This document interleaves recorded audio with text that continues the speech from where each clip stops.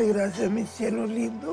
Pacientes con enfermedades incurables. Tengo que despender de una manguera. Mi mamá está prácticamente en estado vegetal y ya no se puede mover, no se puede hacer sentir. Condenados a una vida que para ellos ya no es digna. Yo ya no soy capaz de bañarme. Su único deseo entonces es ponerle fin a tanto dolor. La eutanasia para mí es un adelanto de lo que está por venir. Para mí no es acabar con la vida, para mí es acabar con un sufrimiento. Ay, de mí no da sangre. Ay. Pero en Colombia no está aprobada la eutanasia para este tipo de casos. Yo soy un paciente degenerativo, no terminal. A cada lado de estos pacientes hay un bando, uno a favor. ¿Quiénes somos nosotros, el Congreso de la República, para obligar a los pacientes a que sigan sufriendo? Y otro en contra. Es que la muerte no es un derecho, es a donde vamos a llegar necesariamente todos. En el medio de la polémica queda el dolor de estos enfermos. Nadie sabe por lo que uno está pasando, ni por lo que él padece.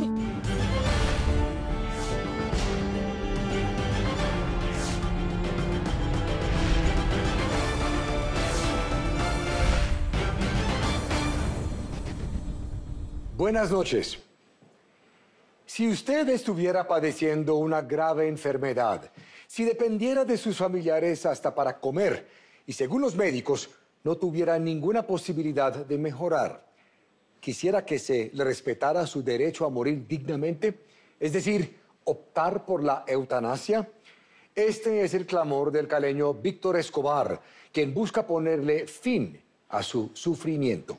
Pues este procedimiento es legal en Colombia, pero solo se aprueba para enfermedades terminales y cuando existe un pronóstico de muerte cercana. Sin embargo, la enfermedad de Víctor es degenerativa y ni se sabe cuánto tiempo puede vivir así.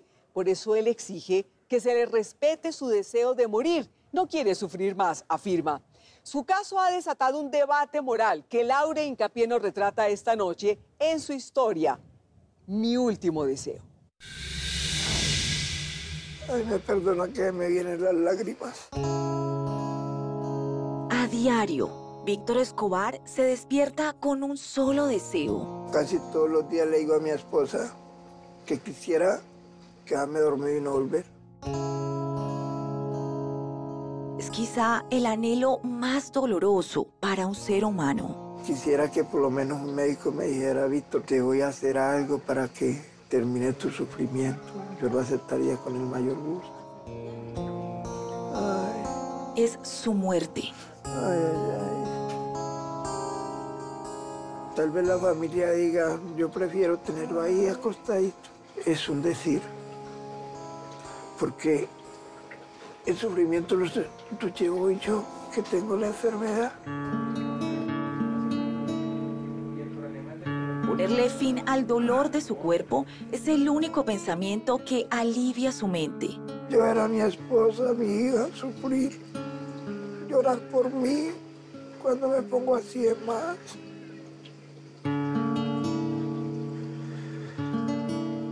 Lloro más yo por dentro que ellos, de verlos a ellos con ese sufrimiento hacia mí. Esta vida... Ay, ya estoy muy cansado. 5. Descanse. Ay. Para él, ya no es digna. Ay, pa' guagarme la boca. Ya le traigo. Ay, ay, ay. Ay. Pero acabarla es una decisión que hoy no está en sus manos. No es justo que los demás decidan por uno. Uno es dueño de sus actos y primordialmente es dueño de su vida. ¿Debería o no Víctor tener el derecho de elegir cómo y cuándo morir?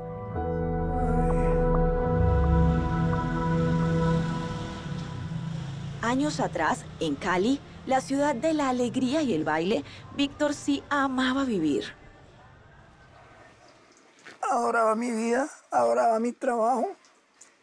Para mí, la felicidad era esa, viajar, conocer. Siempre se destacó por ser un hombre activo y trabajador. Toda mi vida fue manejando tractomula, viajando para todo el país. Con compañeras de viaje nunca le faltaron. De esas relaciones amorosas le quedaron 3 alegrías para toda la vida. Tengo 3 hijos, los adoro, son mi luz. Pero el verdadero amor lo conoció con esta mujer. Ahí hubo como esa empatía y ahí ya se formó la relación que tenemos nosotros dos. La caleña Diana Nieto. ¿Qué la enamoró de Víctor, Diana? Él era muy caballeroso conmigo, siempre mantenía pendiente no solo de mí, sino de mi hija. Aunque ya cada uno tenía sus hijos, pronto formaron una familia inseparable. Para mí, Diana es todo. Y siempre lo he dicho, para mí es todo. Para mí él es mi amigo, mi esposo, mi amante, él es todo. Pero en el 2007, cuando tenía 44 años, su salud sufrió una caída de la que jamás se levantaría. Me dio la trombosis, tocó llevarme para la empresa y para la clínica. Y a los 2 meses, cuando apenas se estaba recuperando, volvió y me repitió. ¿Cuáles fueron, Víctor, las secuelas de esa segunda trombosis? Me dio trauma que yo no conocía ni a mi familia, ni a mis hijos, ni a nadie. Ay.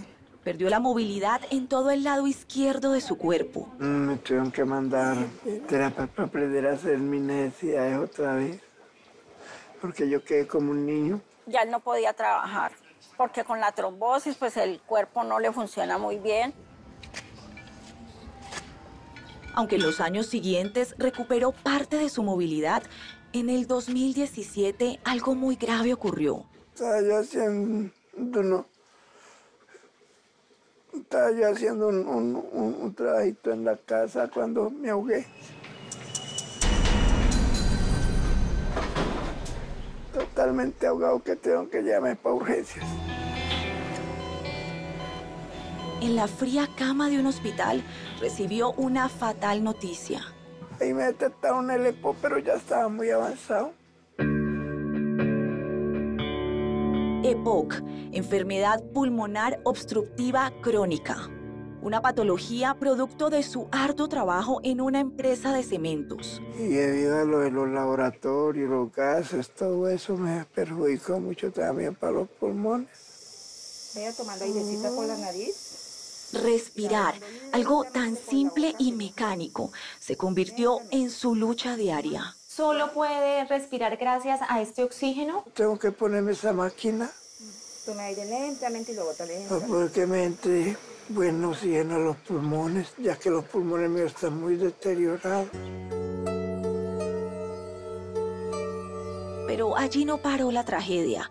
Hace 4 años le detectaron otras 2 enfermedades. Bueno, yo tengo diabetes, sufro de presión alta, soy hipertenso. Y así cada año su cuerpo empezó a recibir un nuevo golpe. Todo se me va complicando día a día. Me voy degenerando más. En el 2018 fue la vista. Que tengo unas cataratas, por el ojo derecho ya no veo totalmente casi nada. Para el 2019, su salud dental. La dentadura en 1 año la perdí. Entonces ya no puedo ni comer porque no tengo ni una muela. En el 2020, el sueño. Él empezó a sufrir de apnea del sueño. Él tiene que dormir conectado a una máquina para que él no se vaya a quedar, en un momento de eso se quede ahí. Y en el 2021, este es el resultado. Ya a veces uno en una cama que tiene que depender de una máquina. Para uno vivir es muy difícil. EPOC pulmonar, hipertensión, trombosis, diabetes, depresión. Son la larga y dolorosa lista de males que lo tienen así desde hace 4 años. De 1 a 10, la calidad de vida mía en estos momentos, yo digo que está en 2, porque todo se me fue. Apenas a sus 60 años depende de su esposa para caminar. Medio camino un poquitico y ya me ahogo, no soy capaz. bañarse, vestirse, hasta para probar un bocado. Levanto la mano y hay veces no hay capaz ni de llevarme la cuchara a la boca. Diana ha dedicado su vida a cuidarlo. ¿Ya? Pero no pudo volver a trabajar. Hoy viven de lo poco que logra hacer en esta máquina. Pues me toca a mí defenderme. Yo hago camitas para mascotas. Con eso me defiendo un poco. Lo más grave es que la salud de su esposo cada día empeora. ¿Cómo se te ha presentado el manejo del dolor con los medicamentos que estás tomando? Mensualmente, el doctor Carlos Álvarez le hace una visita de control. Me voy deteriorando más allá. A diario enfrenta crisis como esta. Ay, me no da sangre. Tranquilo. Ay. Víctor, doctor, ¿no tiene alguna posibilidad de mejorar? No hay cómo ayudarlo más allá porque él requeriría un trasplante de pulmón o un trasplante de corazón. 20 gotas. Sí. La medicina ya solo puede intentar controlar el dolor. El manejo de él es un manejo paliativo, haciendo énfasis en el manejo de medicamentos como la morfina, la oxicodona. Para mí eso es horrible porque yo me pongo que no sé qué hacer. Si llevármelo para la clínica o no. Si nunca va a mejorar, ¿por qué alargar una vida llena de dolor? Fue la pregunta que empezó a atormentar a Víctor. No es justo, no un sufrimiento de estos tan largo. Así como yo sufro, mi familia sufre al verme tan grave, tan enfermo. Entonces, un pensamiento se volvió recurrente en su mente. La eutanasia para mí es un adelanto de lo que está por venir. No es más. Eutanasia, una palabra que no aparece en esta Biblia, en la que Víctor se refugia a diario. Cuando yo tomé la decisión, yo hablé con Dios, que si esto era pecado, me perdonara. Porque para él la eutanasia es sinónimo de alivio. Para mí no es acabar con la vida, para mí es acabar con un sufrimiento. Para mí fue como tirarme un baldado de agua fría.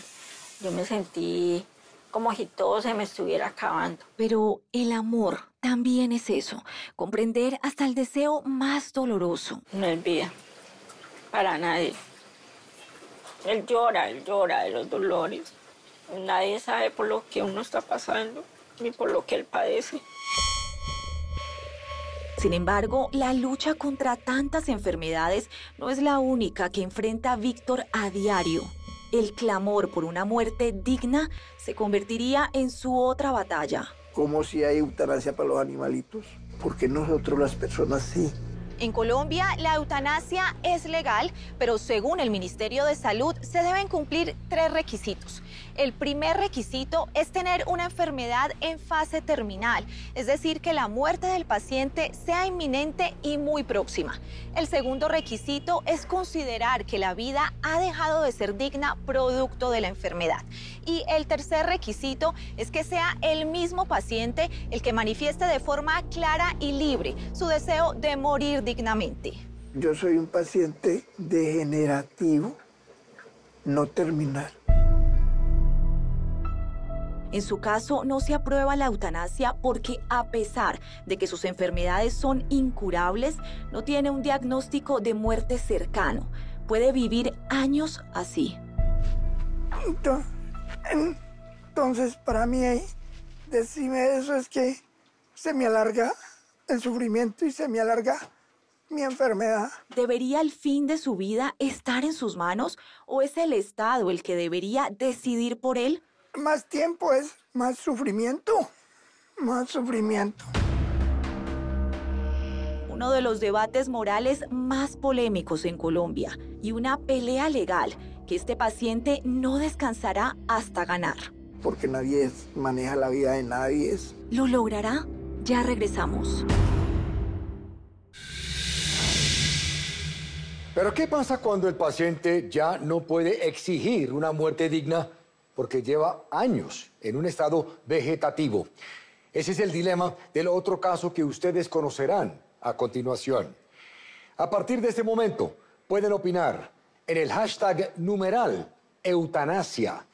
No se vayan. Hoy no se sabe cuántos años puede durar doña Nubia en esta condición. Sinceramente le digo, nosotros pensábamos que no iba a durar más de un año, más de 6 meses, pero no.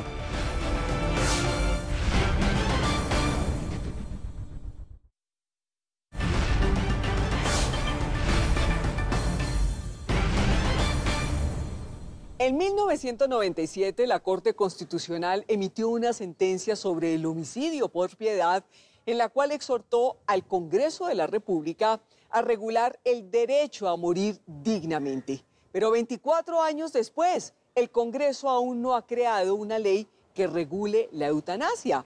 Hoy, este procedimiento solo se aprueba si se cumplen los requisitos que estableció el propio Ministerio de Salud. La eutanasia está regulada y es permitida con ciertos pacientes, pero no en casos como el de Víctor Escobar, que sufren enfermedades degenerativas. Tampoco es legal para enfermos que se encuentran en un estado vegetativo y no pueden manifestar su deseo de morir. Este es el caso de Nubia Velázquez, que conocerán ahora. Como verán, casos como los de ellos tienen divididos al Congreso. Así continúa la historia de Laura Hincapié, mi último deseo. Yo era mi esposa, llorar por mí. Cuando me pongo así de más, lloro más yo por dentro que ellos, de verlos a ellos con ese sufrimiento hacia mí. Con resignación, Víctor Escobar reconoce que las múltiples enfermedades que lo tienen hace 4 años así. Ay, ay, ay. Ay, gracias, mi cielo lindo. Ya lo vencieron. Ya mi esperanza de yo mejorarme no. Científicamente, médicamente, pues no la hay. Entonces se cansó de pelear para vivir. Ahora, paradójicamente, su lucha es otra: morir. La eutanasia para mí es un adelanto de lo que está por venir. Para mí no es acabar con la vida, para mí es acabar con un sufrimiento. ¿Qué pasa, Víctor, cuando usted decide solicitar la eutanasia? Desafortunadamente, pues, en ese tiempo el médico no la reportó. Según Víctor, hubo demoras tanto de la IPS como de la EPS para tramitar su petición, por lo que emprendió una lucha legal junto a Francisco Castellanos, director de la Organización para la Defensa del Paciente. La EPS Comeva en su momento no lo hizo de manera oportuna, pasaron muchos meses, por lo que don Víctor tuvo que demandar a la EPS para que un juez ordenara convocar al comité interdisciplinario.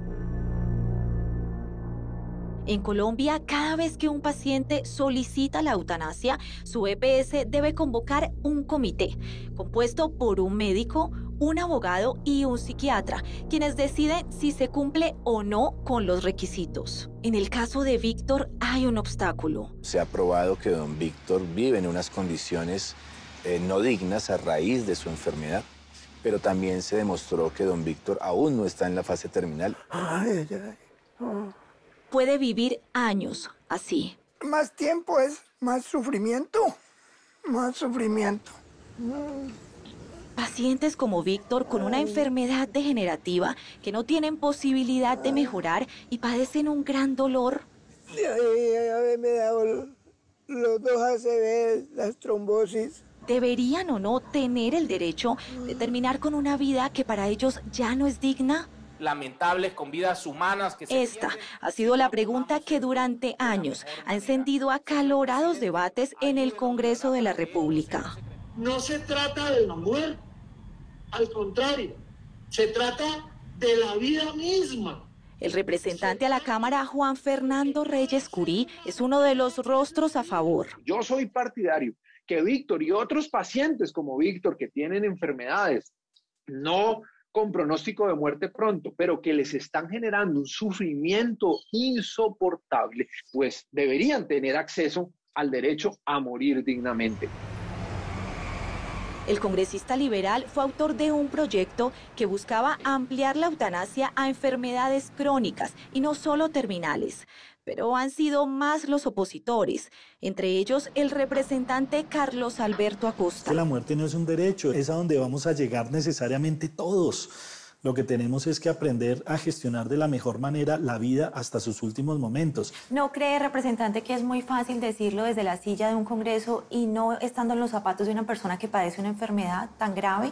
Hay muchas enfermedades que son incurables, hay muchas patologías, hay muchas situaciones en la vida que no tienen solución, pero todo depende de cómo nosotros lo manejemos. ¿Quiénes somos nosotros, los congresistas o el Estado, para decirle a la gente hasta dónde tiene que sufrir, para decirle a la gente cuánto tiene que sufrir?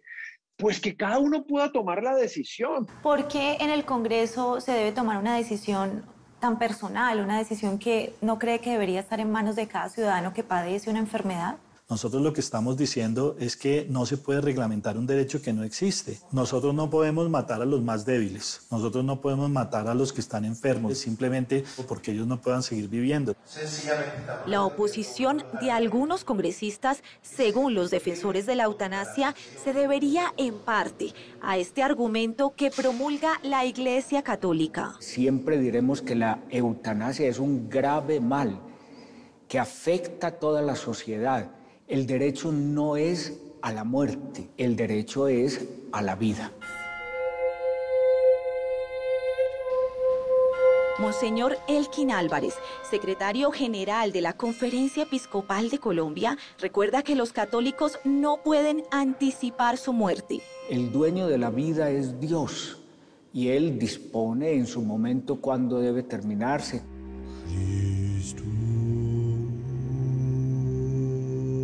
Esta sería entonces una de las razones por la que algunos congresistas católicos han votado en contra. Es clarísimo que el tema es completamente religioso. Armando Benedetti es el senador que más ha presentado proyectos para regular el derecho a morir dignamente. ¿Está imponiendo el Congreso sus creencias religiosas en este tema? Cuando yo empecé con esto, y a los compañeros que yo les pedía de las regiones que acompañaran el proyecto, me decían, mira, Benedetti, yo estoy de acuerdo contigo, pero el monseñor de allá me va a levantar la lengua.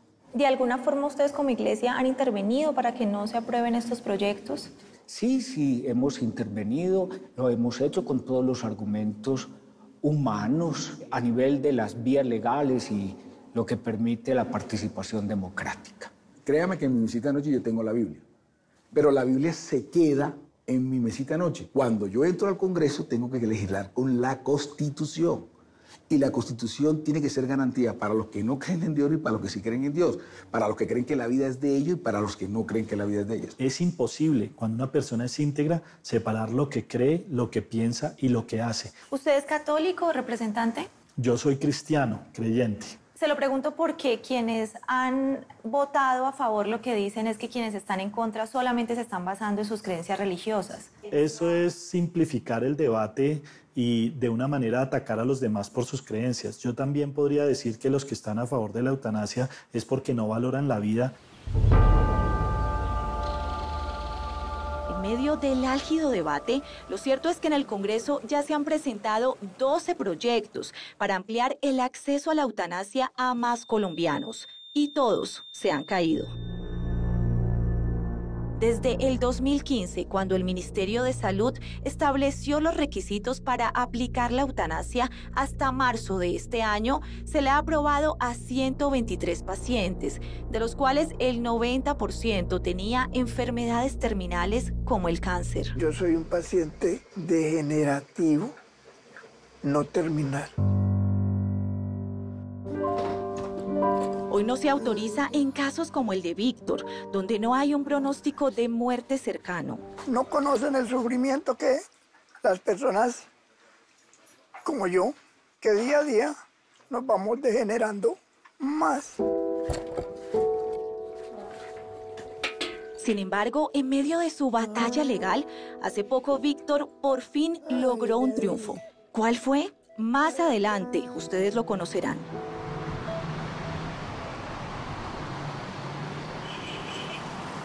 Pero ¿qué pasa cuando un paciente ya no está en condiciones de decidir ni de manifestar cómo quiere morir? Ese es el drama que enfrenta una familia aquí en la ciudad de Medellín, donde hallamos el caso de Nubia Velázquez. Me con un piquito. Ay, gracias. Gracias por esos picos. Con un amor incansable, Paula Álvarez consiente a diario a su madre. Ya puedo dormir tranquila. Cierra pues sus ojos. Sin saber si la ve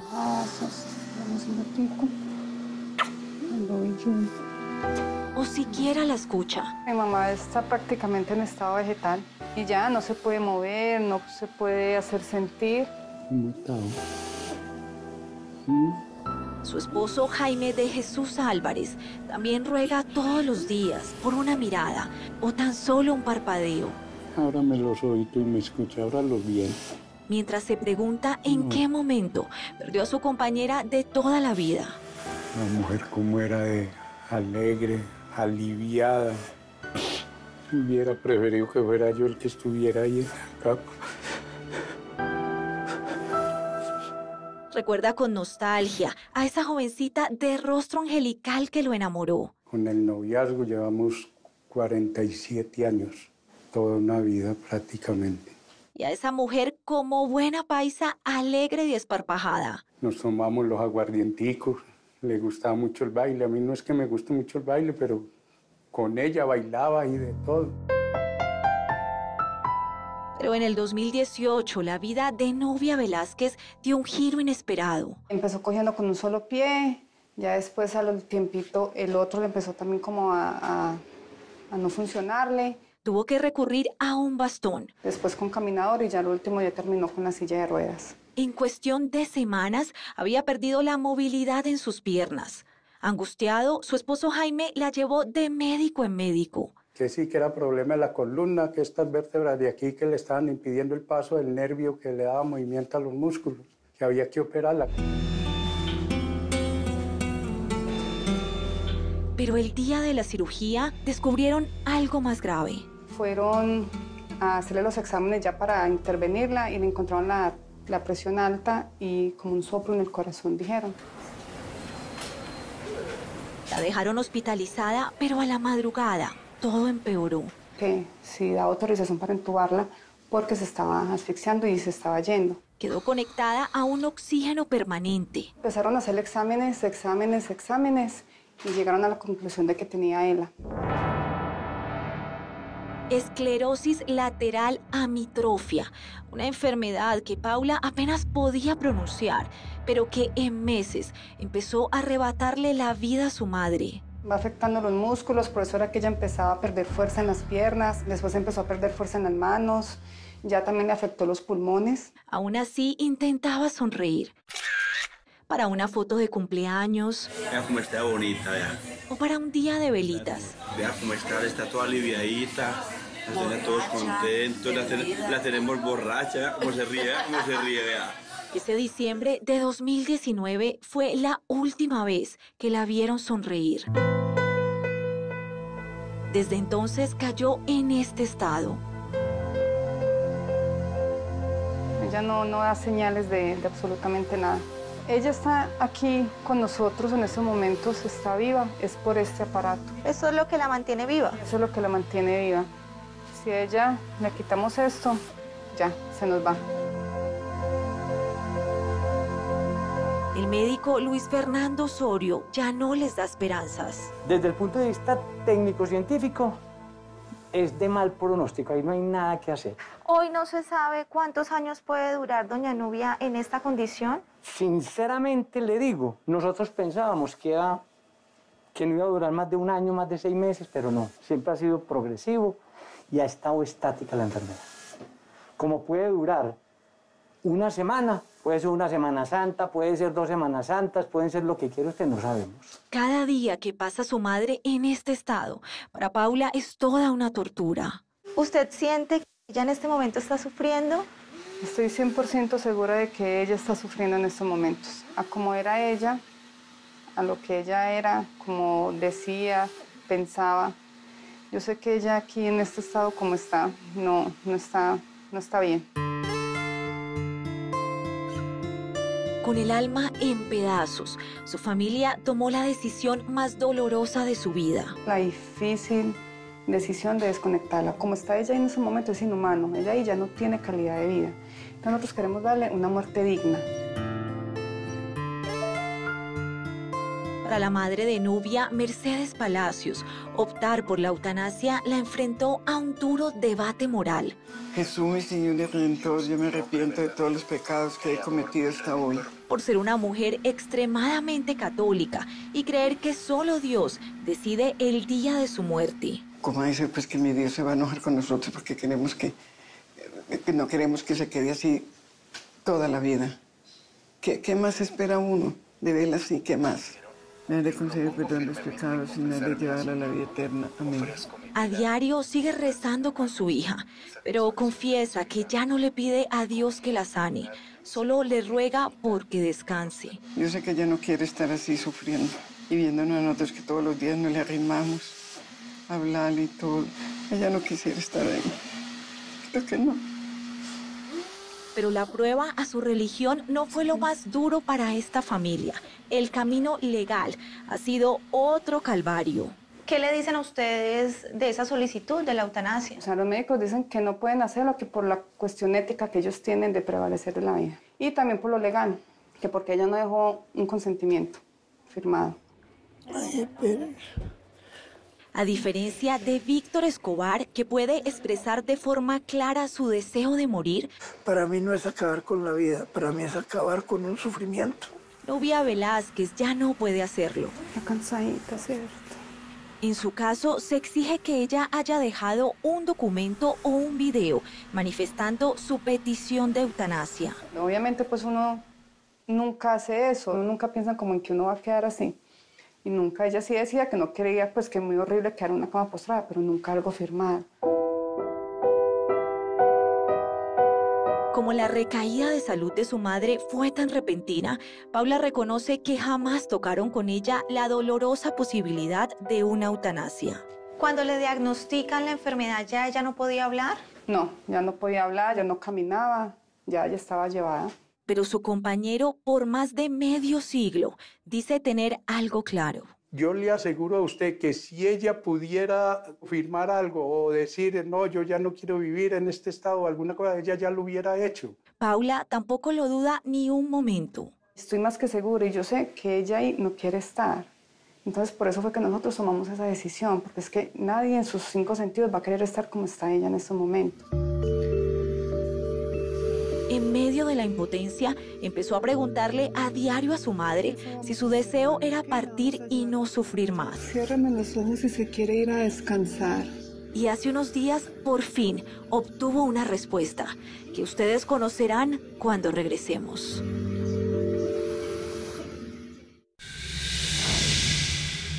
Existen otros pacientes que, aunque están cansados de luchar contra enfermedades terminales, jamás han contemplado la eutanasia por una razón importantísima para ellos: su fe en Dios. Ya regresamos. En este momento, Erika, ¿usted se encuentra en la fase terminal de su enfermedad? En la etapa que está, sí, porque es que me desahuciaron.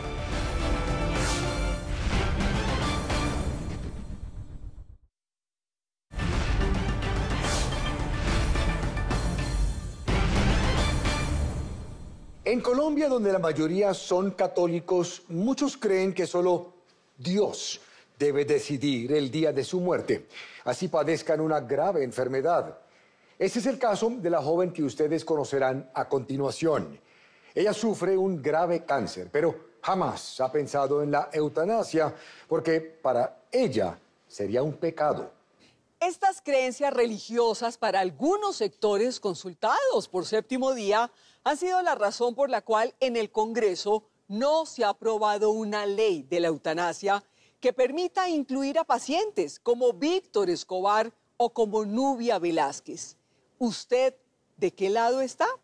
¿Cree que solo Dios debe tomar esta decisión o debería estar en manos de cada paciente terminal o en manos de pacientes con enfermedades incurables? Así concluye la investigación de Laura Hincapié.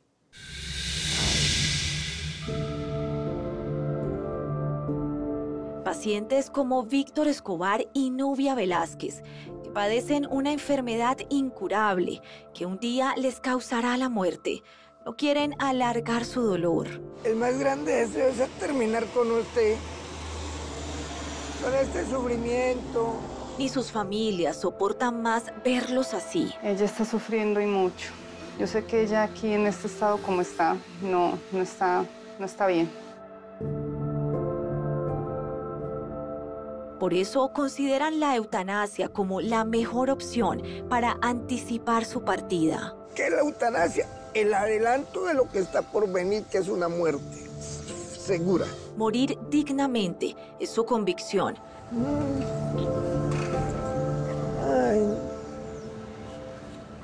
Pero en un debate moral tan sensible hay otras posiciones. Para mí lo principal es la fe y es mi creencia en Dios, quien es que me ha mantenido aquí siempre.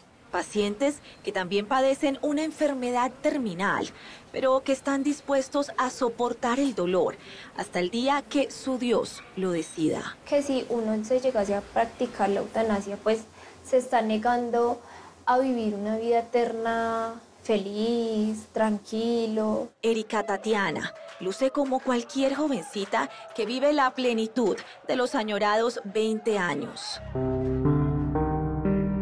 Pero desde niña pelea contra un enemigo silencioso que sabe un día la vencerá, el cáncer. Es un tumor que se encuentra ubicado en la parte torácica, como enganchando la costilla. Los médicos le han dicho, Erika, que esta enfermedad le va a causar la muerte de una forma próxima. En pocas palabras y muy coloquialmente yo te digo, ellos me dijeron como ve y esperas en tu casa, que sea lo que Dios quiera, y pues a ver si de pronto la muerte llegará a tu puerta a tocar. Es cáncer, una enfermedad letal que al año en el mundo cobra la vida de más de 10 millones de personas. Desde los 13 años, Erika la ha enfrentado con valentía. A mí me hicieron un tratamiento oncológico que constaba de 17 sesiones de quimioterapia y 32 sesiones de radioterapia. Me hicieron extracción de 6 arcos costales, me quitaron 6 costillas. Pero luego regresó y hace 2 años ya no le dieron ninguna esperanza. Por un control me di cuenta que estaba enferma por tercera vez. Ahí fue el diagnóstico muy desolador porque me dijeron que las líneas de tratamiento estándares para el tipo de cáncer que yo tengo ya las había agotado. A pesar del fatal diagnóstico, los insoportables dolores y la nula esperanza de mejorar, jamás he pensado en la eutanasia, nunca se me había pasado por la mente esa idea. Erika es católica y está convencida de que solo Dios es dueño de su vida. ¿Usted va a esperar entonces, Erika, a que definitivamente sea Dios el que decida el día de su muerte? Dios es quien dispone cuándo llegamos a este mundo y cuándo nos vamos a ir. Mientras llega ese momento, ha buscado en los cuidados paliativos alternativas para manejar el dolor. Luis Alberto Garzón es su médico. Iniciamos analgésicos aún más potentes. Hoy tenemos analgésicos hasta 1000 veces más potentes que la morfina. Recurrimos a un procedimiento que es el implante de un catéter epidural transitorio, pensando en poner más adelante un implante definitivo. Está perfecto. Que le permiten controlar el dolor casi en un 100%. Empecé a sentir mejoras, donde mis dolores ya empezaban a bajar a 4, tanto que llegamos a 0. Pero sabe que el enemigo que lleva adentro puede volverla a atacar en cualquier momento y regresarla a la cama de un hospital. En este momento, Erika, ¿usted se encuentra en la fase terminal de su enfermedad? En la etapa que está, sí, porque es que me desahuciaron. Pero así como Erika Tatiana, por sus creencias religiosas, decidió esperar a que sea Dios el que decida el día de su muerte, ¿deberían también pacientes como Víctor, que no quieren aguantar más dolor, tener el derecho de tomar el camino de la eutanasia? Llevo aproximadamente 40 años defendiendo el derecho a morir con dignidad. Sí, generalmente la gente... Gustavo Alfonso Quintana es el médico que más ha realizado este procedimiento en Colombia. Hace 2 días hice la eutanasia 500 y eso no hace sino hablar de que el derecho de los seres humanos a disponer de su propia vida es enorme. Para Quintana, todos los pacientes terminales y degenerativos en Colombia deberían poder elegir qué salida tomar. El deseo de un paciente de terminar sin dolor y sin indignidad su vida no son características que le correspondan ni al gobierno, ni a su familia, ni a los médicos, sino a esa persona misma. Pero el Congreso, donde se puede aprobar una ley para regular la eutanasia en Colombia, sigue dividido. Que a las 4 de la tarde... Entre sus defensores está el representante a la Cámara, César Augusto Lorduy. Yo sí creo que un ciudadano cuyos tratamientos paliativos no han sido suficientes para recuperarle condiciones de dignidad para seguir viviendo, él puede tomar esa decisión. Eso es un derecho que él tiene. Y lo cierto es que todos los días se pierden vidas humanas. Y el representante Alfredo de Luque, coautor de algunos proyectos que han buscado regular este procedimiento. Esto no es obligatorio, no significa que al aprobar la eutanasia todos los colombianos tengan que acudir a ella. Simplemente aquellos que tengan en su convicción la creencia absoluta de que ese es el camino que deben seguir, pues lo pueden hacer. Pero en la otra orilla está la representante a la Cámara, Ángela Sánchez, que insiste en que el Estado sí debe limitar el acceso a la eutanasia a ciertos pacientes. Como don Víctor no clasificaría una persona con síndrome de Down, tampoco clasificaría. Sin embargo, representante, estamos hablando de pacientes que ya no van a tener una vida digna porque precisamente la condición de su enfermedad no les permite ni siquiera mejorar. Es decir, que una persona con un sufrimiento aplique para la eutanasia, pues pienso que es una puerta muy grande que se abre a muchas enfermedades que no son terminales, que pueden causar un sufrimiento,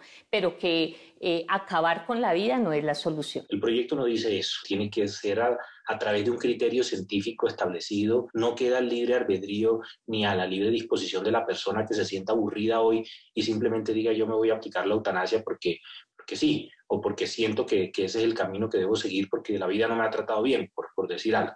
Eso ya no sería eutanasia, sino suicidio, y eso tiene otro tratamiento.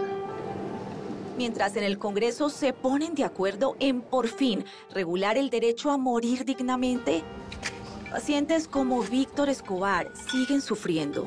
Creo que ellos no se ponen la mano en el corazón porque ellos no son los que están sufriendo los dolores, las agonías que uno pasa. Hace unas semanas, el comité de su EPS Comeva dio una respuesta negativa a su solicitud de eutanasia. Harold Muñoz es médico especialista de esta entidad. Le niega la eutanasia el comité al cual se mandó porque consideró que las patologías del señor Víctor, con el tratamiento que estaba recibiendo, estaban controladas. No es un paciente que uno piensa que se va a complicar o se va a morir en un plazo muy corto. ¿Es un tema de tiempo entonces? ¿El señor Víctor casi que tiene que aguantar más, tiene que esperar más tiempo con estas enfermedades? En el caso del señor Víctor y en cualquier caso en Colombia, si nos apegamos a la ley es absolutamente clara en la resolución que habla de enfermedad terminal, no habla de calidad de vida. Víctor se pregunta por qué debe esperar más tiempo, por qué debe aguantar más dolor para paradójicamente poder acceder a una muerte digna. Debe de ser un derecho porque nadie tiene por qué definir en la vida de uno. Mientras tanto, en Medellín, otra familia continúa su batalla legal. Hace unos días, Paula Álvarez vino hasta aquí, la Personería de Medellín, a interponer una queja contra la EPS de su mamá y solicitar que de manera urgente se le dé una respuesta a la solicitud de eutanasia que ella hizo desde marzo de este año. Ya hace más de 30 días yo creo que mandé la carta y ya me debieron de haber dado respuesta. Y esta es la hora que no. Sin embargo, es probable que le nieguen el procedimiento por una razón. Su madre no dejó antes de quedar en este estado un consentimiento informado. Y nunca, ella sí decía que no quería, pues que muy horrible quedar en una cama postrada, pero nunca algo firmado. En medio de la impotencia, hace unos días, Paula grabó este video. Ciérrame los ojos si se quiere ir a descansar. Para intentar obtener una respuesta de su madre. Bueno, mami. Pues voy a abrir los ojitos, ya lo entendí. Me dijo que sí. Pero ¿sería suficiente para que le autorizaran una eutanasia? Los intenta cerrar, no cierre completo, no por lo menos en el ojo izquierdo. La neuróloga Marta Peña, de la Asociación Colombiana de Esclerosis Lateral Amiotrófica, ACELA, analizó este caso. Aisladamente, tristemente se queda insuficiente. Si esto fuera sostenido, si lo pudiéramos corroborar varias veces por diferentes observadores, le daríamos un valor, pero en este momento realmente no podemos saber ella qué está pensando. Un duro dilema que podrían enfrentar muchos colombianos. Porque no todos cuando estamos bien dejamos una voluntad anticipada. Para Mónica Giraldo, directora de la Fundación Pro Derecho a Morir Dignamente, este caso deja una lección. Que nos pensemos cómo queremos morir y qué cosas queremos permitir o no queremos permitir. Todos los colombianos podemos hacer hoy en día una voluntad anticipada donde digamos si queremos o no morir por medio de la eutanasia. Para Nubia ya es tarde. Hubiera preferido que fuera yo el que estuviera ahí en la cama. Pero su familia ruega porque el sufrimiento no se alargue más. Ya no más, esto es inhumano como está ella aquí en este momento.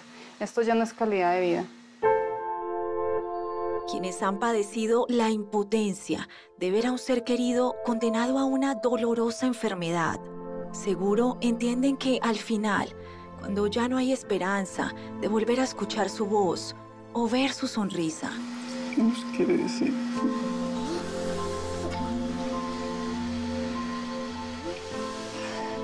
solo queda un último deseo. Ella se merece morir dignamente y que no sufra más.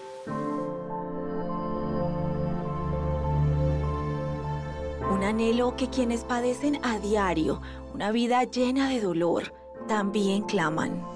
Ese sería el deseo más grande que yo tengo, no sufrir más.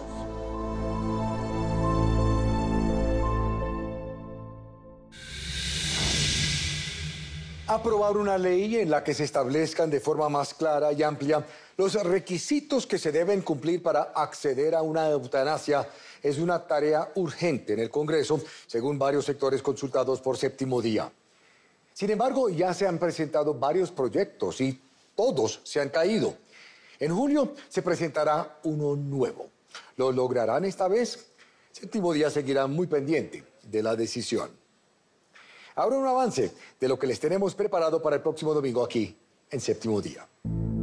Diógelis, María Alejandra, Catherine y Alejandro cargaron durante años el peso de un doloroso secreto. Cuando él comienza a penetrarme, que yo le digo que me duele, él decía que así empezaba todo, doliéndome, pero que él tenía que ser mi primer hombre. Casi todos los días abusaba de mí, me decía a mí que no fuéramos a Cebulla, porque como mi mamá se enterara, nos iba a matar. Nos dijo, bueno, voy a tomarle unas fotos para verle su crecimiento vaginal. Comencé a cogerme la cola, mi pene. Pero solo se atrevieron a contarlo siendo ya adultos. ¿Por qué? Me sentía culpable, me decía que era porque yo lo provocaba. Miedo a que se les señalara como los culpables de su tragedia. Dices, ¿será que yo le incité? A ser juzgados. Sentía que todo lo que hacía era porque yo me lo busqué. ¿Qué tan común es que socialmente se juzgue a la víctima de abuso? Existe la creencia de que la persona de alguna manera se buscó esta situación. Vivimos en una sociedad de valores invertidos. La culpa no la debería sentir la víctima, sino el victimario. El próximo domingo les contaré la triste realidad a la que se enfrentan algunas víctimas al denunciar. ¡Llame a la policía!